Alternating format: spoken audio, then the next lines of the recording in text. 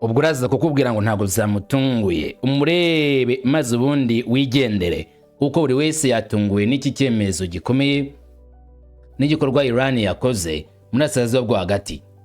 Ubu bwato bwafashwe miri na leta ya Iran basohoye amashusho y'uburyo bakoze igikorwa kidasanzwe cyo gufata ubu bwato mu buryo bwa gikomando muri Hormuz. Ni amashusho adasanzwe agaragaje abakomando rutura ba leta ya Iran rwose bagiye gufasha Francesca bwa bwato bukomeye cyane ufitanye isano na Israeli bati oya ntabwo bizakunda ntibwarenga.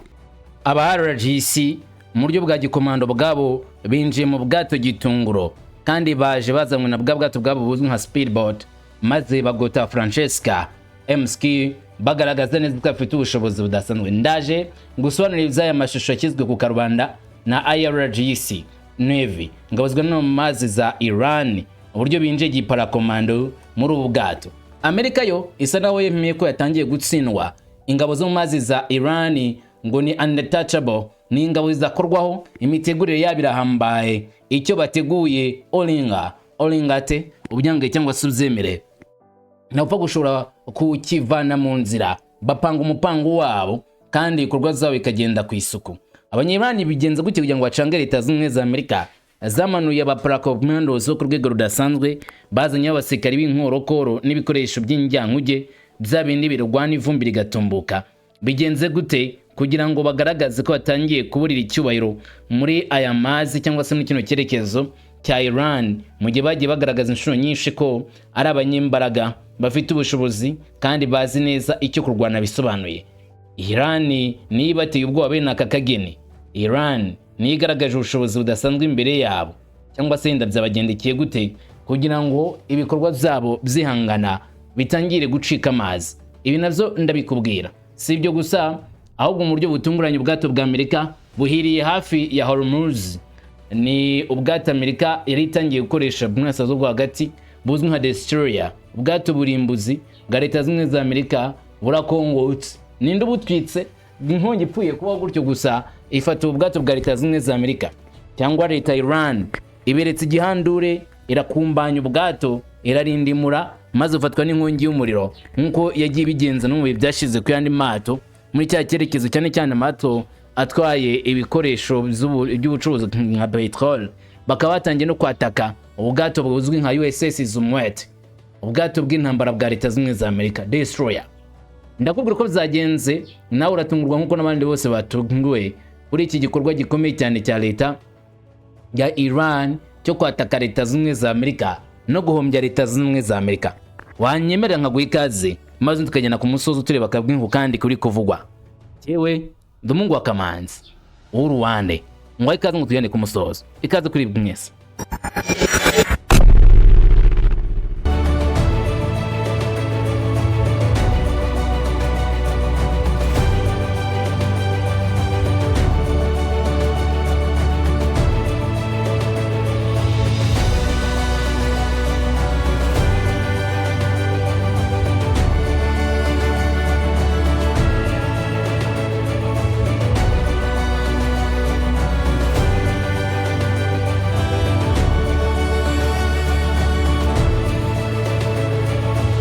Mizo buri muntu wese icyo arimo gukora gikomeye cyane kurusha ibindi ni ukurikirana urugamba rwo muri Asazuba bwo hagati.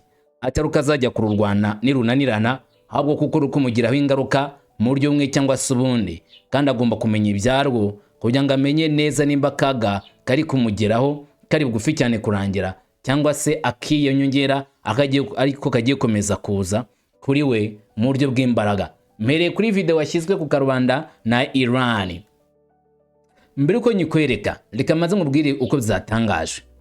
Amakuru yatangajwe n'igiseke cya Iran aho bagaragaje amashusho akomeye cyane, ndavuga ingabo za Iran z'uburyo bitwaye cyangwa se uburyo babigenje imbere y'umwanzi cyangwa se imbere yo batekereza yuko ari umwanzi wari wabateye.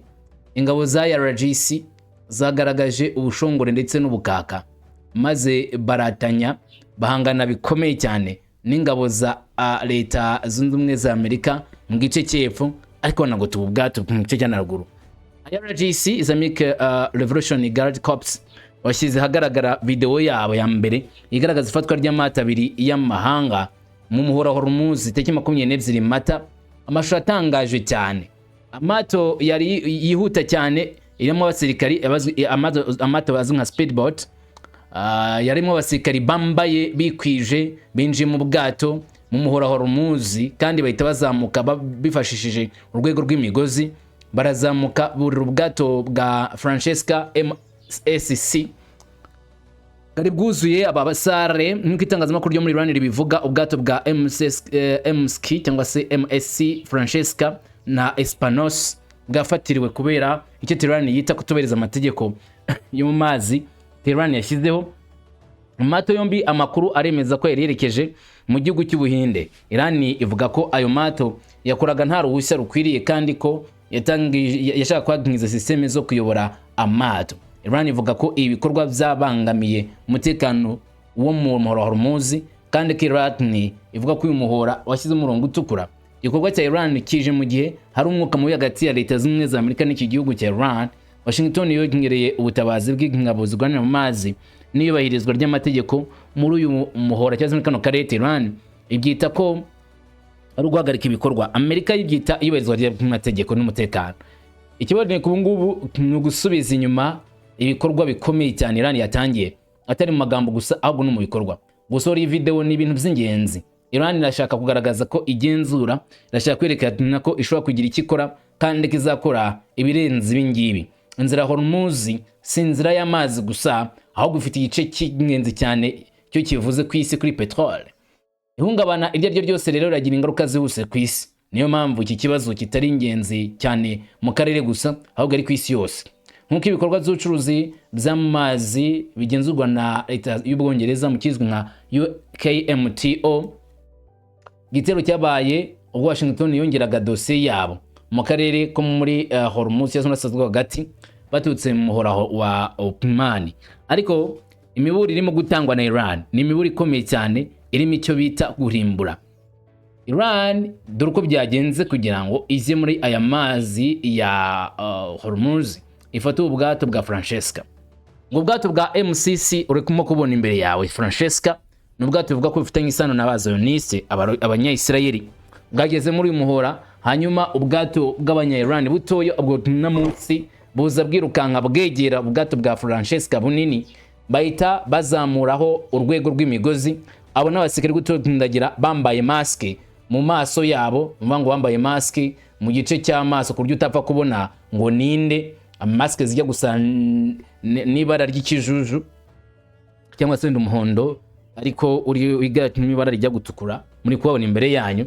Bafite imbunda bagiye bazamuka vuba vuba cyane batutse kuri bwa bwato nanone bunyaruka speedboat, bahita binjira muri Francesca mu buryo bw'imbaraga cyane, basa naho bazamutse nk'amadubu agiye gufata umuhigo. Kandi koko ni mu gihe nabo bwato bwabo bwafashwe na Leta z'Ubumwe za Amerika, maze Amerika yo izana kajugujugu imanura abasirikari abanga kugira ngo Leta z'Ubumwe za Amerika ko nta hantu bahuriye bo baciye amazi sha. Bazana paracommanders benshi birukanka nkuko mubabona, bahita bazamuka iyo bwato mu buryo bwa nyabwo. Ibi ngibi ubundi kunze kuba ku bwato bwawe, hari impamvu ibyo ugomba kumenya ibi ngibi. Ubundi ubwato butari ubwawe kubuzamukamo muri buno buryo ni ikintu cya mbere cyo gishyize ubuzima bwawe mu kaga, kuko ntabwo uzi ngo banyira ubwato bo barabugenzura mu buhe buryo, cyangwa se banyira ubwato bafite uburyo bw'ubugenzuzi bwabwo bungana iki kuryo urapfa kubwinjirana gutyo uzana akato kawe ukabwegera warakimwiza ukabutondagira gutyo kushatse. Ni ikigaragaza neza ko barafite uburyo bwa hatari bwo kurikirana ebera muri ubu bwato. Hanyuma kandi uko babutondagiye babuzamukaho byongeye kugaragaza nanone uburyo aba RGC Navy bari tayari cyane guhangana n'umwanzi. Bamaze kuzamuka bose barwa ko abasirikare bajya ku 12 bahise babanza kwinjiramo mbere uko bagenzi babo basangamo. Bakimara kwinjira muri ubu bwato bwa Francesca bahise batangira kugenda, ariko batunga imbunda mu gice cyo hejuru kuko bahise bazamuka ngo bagiye gukurikirana abasare baherereye. Bamaze kwinjira mu gice rero cyo hejuru bahise bagira nyine nyirizina ku basare, bababwira bati ubu bwato mwebwe muyobora inzira turabereka. Ibyo muri kwivugishwa ngo mugiye mu Buhinde, ibintu byahinduye isura, nta muhinde mujya, murajya aho twe dushaka atari aho mushaka. Abandi bati none twabigenza gute mubishyizeho itegeko? nuko nyine ubwo urugamba barurikimijwe. Gusa makuru yemeza ko ubu bwato butoya bwa speedboat ufite ibendera rya Iran bwabanje kuza kumuvumba uteye ubwoba, ndetse buza bwirukanka bufite ahantu bwerekeza hadasanzwe nk'uko bugaragara imbere yawe, ari nabwo bwagiye bukajya kuri Francesca bakabuvamo binjira hejuru. Ibi kandi ubwo butumwa bahise bugera kuri Amerika, bunagera kuri Isirayeli yuko ubwato bwabaye seized cyangwa se bwafashwe butakiri mu bugenzuzi bwabo. Hano Iran yisigaragariza neza ko ari abaparacommanders, abahanga bazi ibyo bakora. Sibwo bwonyine rero, kuko si bafashe ubwato bumwe, ahubwo bafashe ubwato bubiri, nyuma ko bwa gatatu bwo bwarashwe bugahita busubira inyuma. Ubwato bwose amakuru yemeza ko bwari bukwerekeza ku cyambu ariko cyo muri India mu gihugu cy'Ubuhinde, niho ubwato bwe bwerekeje. Amakuru yemeza ko bahise bwerekeza ku cyambu rero kimwe cya Iran kiri hakurya y'umuhora wa Hormuz, nabo ubwato bagiye babushoreye, bamwe bari mu bwato, abandi ubundi bwato buto bwa speedboat bubukurikiye nk'uko bigaragazwa nyirizina. Bagereyo binjiramwe indani bazamuka ingazi zaho bagenda bakurikirana buri bwato bwose. Amakuru akemeza ko Iran ibi yabikoze ibyitondeye cyane, ko yari izi ko bishobora gutera ikibazo kirimo n'ihangana ritoroshye cyangwa se byazana intambara ikomeye, bikaba byatera n'ubwoba ku rwego rutangaje. Gusa Iran yiyemeje kubikora ntacyo yitayeho, izi neza ko uko biraza kugenda kose ugomba kubyitwaramo gikomando kandi ikibazo kikabonerwa umuti. Ibyo simbivuyeho, sumenye uburyo ubwato bwafashwemo n'abakomando ba leta Iran. Nyuma rero kankubwira ibi, nyuma yuko urugamba rusa no gushyirwa akadomo, isoko ry'ingufu ririmo kwitegura imvuru z'igihe kirekire, nyuma yuko abantu bo muri Pentagon ku giti cyababuriye ko kuvanaho inzitizi muri Hormuz kuri Iran bisa n'ibigo bizagorana, kandi n'inzitizi za Iran nazo kuri Hormuz zishobora kuzafata igihe kirekire. Nkuko raporo zibivuga, isuzuma rya Amerika ubu rivuga ko gukuraho za mine za Iran zashyizwe munsi y'amazi mu nzira no hafi yayo ari igikorwa gikomeye kigoye Amerika iriko nitapfa gukora. Barababwiye bagira ngo ni imikino. Iran yaravuze ngo ubu amazi yo muri Hormuz turayagenzura, nubwo mwatubona cyangwa se nimutubone, twemera gutambuka uko dushaka, undi wese twamuturitsa. Batoya Iran ntabwo ubushobozi ifite. Ngo iki? Iran yagaragaje ko ifite ubushobozi bwo gucunga ari amazi ubyange cyangwa se ubyemere, kandi ubwo bushobozi atari ubw'uyu munsi gusa, ahubwo ari ubw'igihe kirekire. Ubu rero leta zimwe za Amerika zo zemeje yuko gutsinda ingabo za IRGC Navy, ingabo za Iran zigana mu mazi bavanaho inzitizi zabo, bisa nko kunyuza ipataro mu mutwe, byabananiye. Bemeye bayamanitse bati rwose ku isoko mpuzamahanga mwe mucuruza petroli mumenye yuko ibintu bitameze neza, no kugurura amarembo bwawe niyo Iran yabitwuretse kuturasa ntitubishoboye, byatunaniye. Ngo ntabwo ari igisubizo kiza mu buryo bwihuse. Abayobozi bo muri mashami rishinzwe intambara bagejeje iri suzuma bumenyi ku bashinga amategeko mu kiganiro cyabereye mu ibanga ku ya 21 Mata, bashimangira uburyo iki kibazo gikomeye cy'ibimine bya Iran biri mu mazi. Bisobanuro birambuye kuri iyi nama byaje gushyirwa ahagaragara na The Washington Post, yagarutse ku masoko atatu azi byatangajwe se ibyaganiriweho mu ibanga. Abagize inteko ishinga amategeko babwiwe ko gukura ibisasu burundu bishobora no kudashoboka kugeza igihe imirwano hagati ya Iran na Leta Zunze za Amerika izabirangiye. Izabirangiye bivuze ngo ababiteze bakabitegura. Sinzi muri kubyumva neza. Ntabwo ari uko Leta Zunze za Amerika zizaba zakumenya ubwenge bwo gutegura ibyo bisasu, ahubwo intambara nirangira ababiteze bazabitegura, naho abashaka kubitegura bo ntibabishoboye. Pentagon yaburiye ko kuvana ibyo bisasu mu nzira ntoya bikubiye ibikorwa bigoye cyane, kandi bishobora kugorana bitewe n'uburyo ako gace gakomeye cyane n'ikirere kibi, cyangwa se n'uburyo munsi y'amazi hakonje n'uburyo ngo hameze. Ako hakonje ku banyamerika gusa, babishyizemo na hari hashyushye, babanje bashyushya inyanja maze bayijyamo hadakonje. Ngazwa na mu mazi za Amerika kandi zisanzwe zihanganye n'igitutu gikomeye komeje koherezwa mu mazi, aho bahanganye n'ingabo za leta ya Iran mu ibanga ya bucece kandi mu buryo budasakuza bw'intwaro. Raporo zigaragaza ko Iran yohereje ibisasu birenga 20 mu mazi muri ako gace ikoresheje ubwato buto n'ibikoresho biyoborwa bidakozweho, biyobowe na GPS, kugira ngo bishyire mu mazi inzitizi z'intwaro. Ibi birombe cyangwa se za mine zakozwe ku buryo bigoye kwibona, bigahindura buri gikorwa cyo gusohora indege cyangwa se gutwara ubwato muri ako gace, ku buryo nyine izo mine ubwazo zifite ikoranabuhanga zo kuba zakurikirana ubwato iyo bugeze mu nzira ntarengwa bahashyizemo izo mine.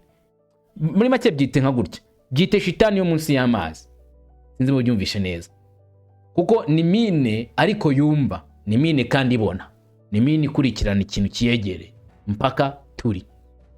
Iyo mine ngiteye inkeke bikomeye cyane Leta Zunze Ubumwe za Amerika, cyo izo mine. Kuko ibyo asikari ba Leta Zunze Ubumwe za Amerika bakora muri ako gace bavuga ko kuva isi yaremwa ariho babona ibintu bimeze nk'ibyo ngibyo mu mazi cyangwa se mu ntambara zose barwaniye mu mazi, ariko babona igisa gutyo.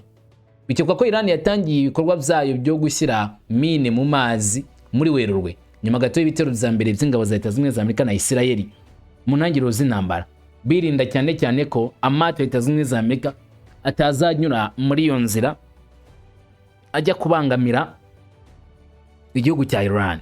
Bikaba byarateye impungenge rero zikomeye. Isuzuma ry'ubutasi bw'ingabo rigaragaza ko Tehran ifite ubushobozi bwinshi kandi bikavuga ko ifite umubare munini wa za mine, n'umubare munini wa za mine byo mu mazi bijya mu bujyakuzimu bwagenwe, bishyirwa mu migezi, mu nyanja cyangwa se mu biyaga, cyane muri Yanzi ya Hormuz.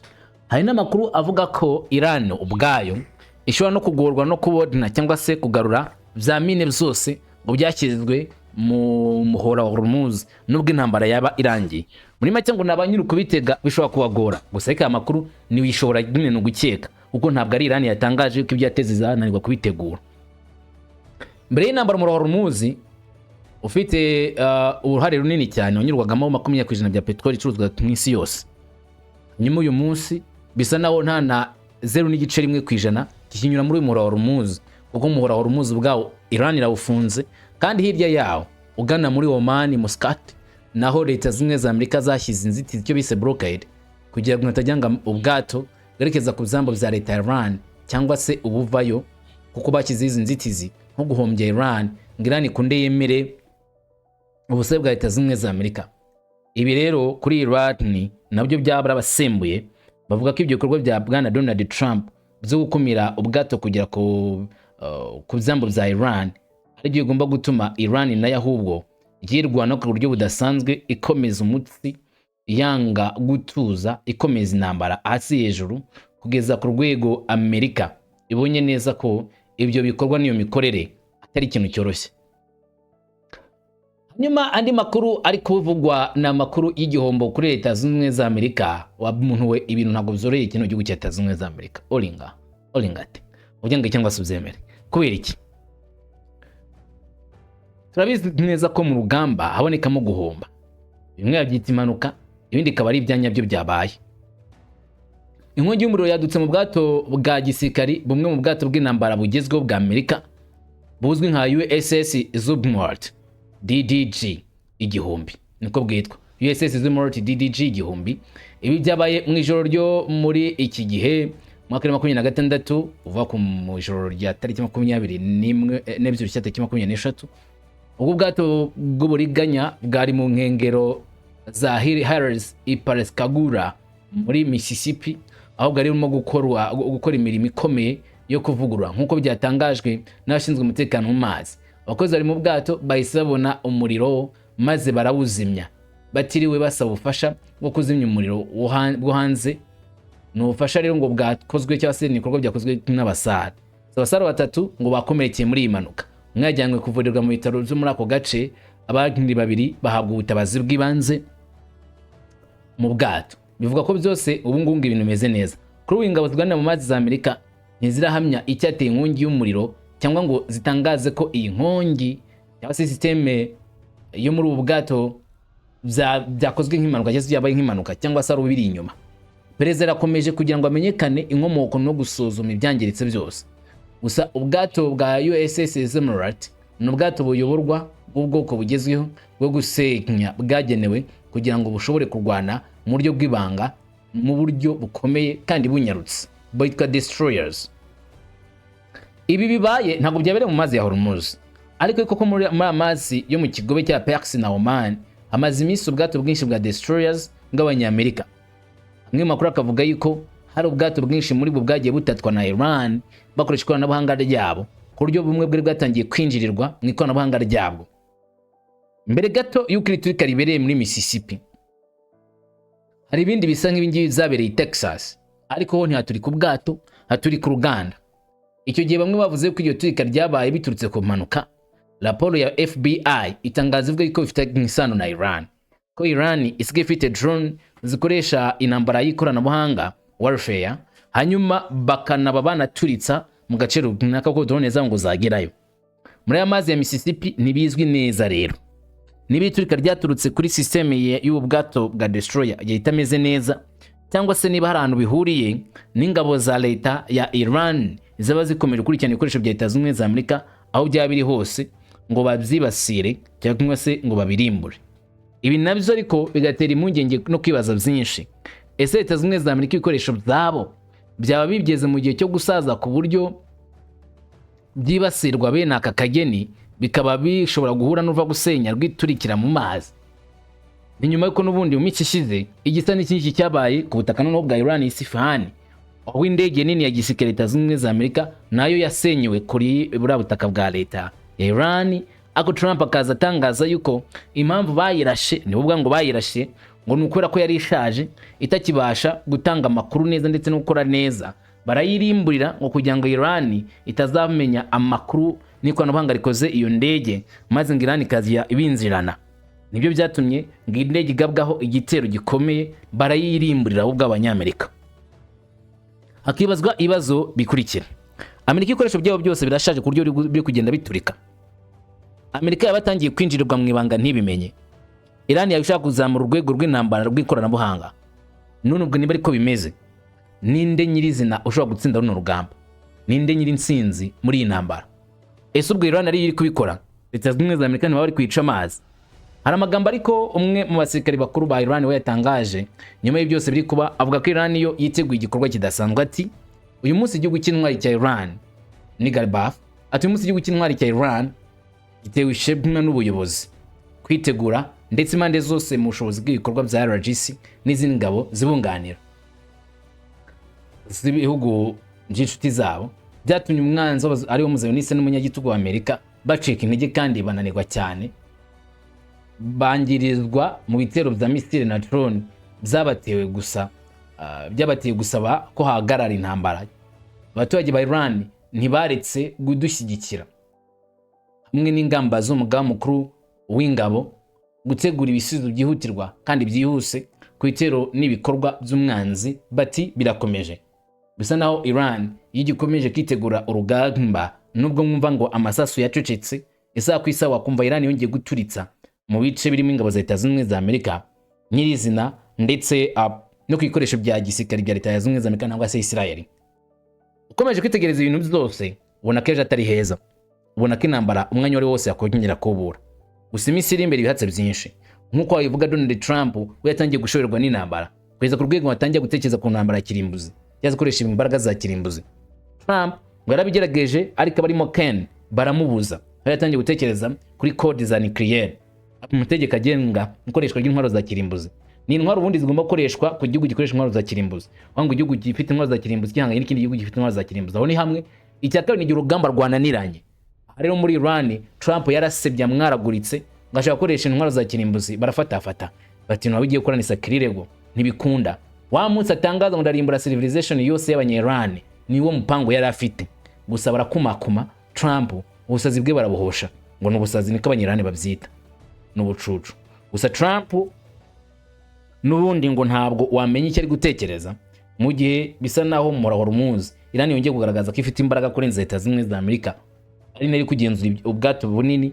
Nubwo na Amerika nyine yafashe ubwato bwa Iran, ariko Iran nayo ifashe ubwato bubiri bw'inshuti za Leta Zunze Ubumwe za Amerika. Bifite icyo bivuze, muri kubyumva muri comment. Ndagushimiye kuri inshuti nziza, komeza kugira byiza, genda umugwa kamanzi. Mwifurije kuramba no kuramuka, guhaha no kuronka amahoro, imigisha n'amahirwe nibyo nkwifurije. Ugubwe neza, amahoro.